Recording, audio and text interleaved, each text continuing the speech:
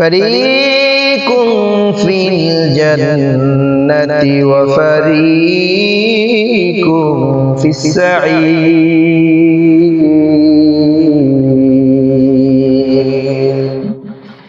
আল্লাহ বলেন সেই দিন একদল জান্নাতে প্রবেশ করবে, আরেক দল জাহান্নামে প্রবেশ করবে।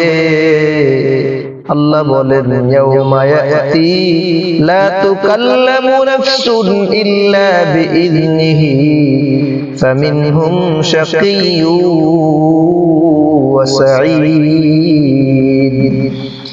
যখন সেই দিন আসবে তখন আল্লাহর অনুমতি ছাড়া কেউ কথা বলতে পারবে না। তাদের মধ্যে কেউ হবে হতভাগা, কেউ হবে ভাগ্যবান। সেই দিন সম্মানিত আর লাঞ্ছিত আলাদা হয়ে পড়বে। এখানে তো ভালো মন্দ সবই একসাথে চলে, কিন্তু সেই দিন আল্লাহ তাআলা পরিষ্কার বলে দিবেন ওয়ামতাজুল ইয়াউমা আইয়ুহাল মুজরিমুন।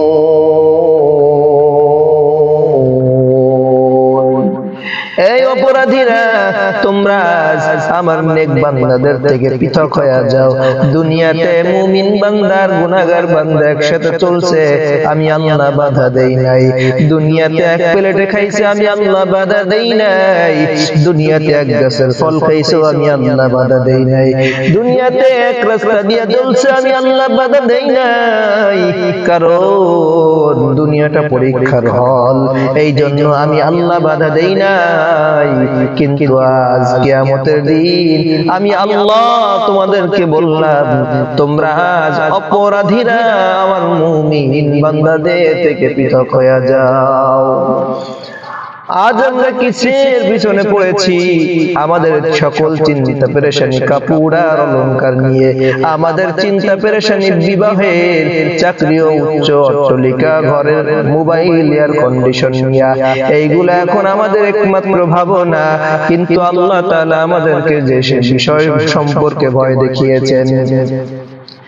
পয়গম্বর বলেন আমাদেরকে যে জাহান্নাম সম্পর্কে সতর্ক করেছেন, সেই সব নিয়ে আমাদের কোনো ভাবনা নাই, অনুভূতি নাই, চিন্তা নাই।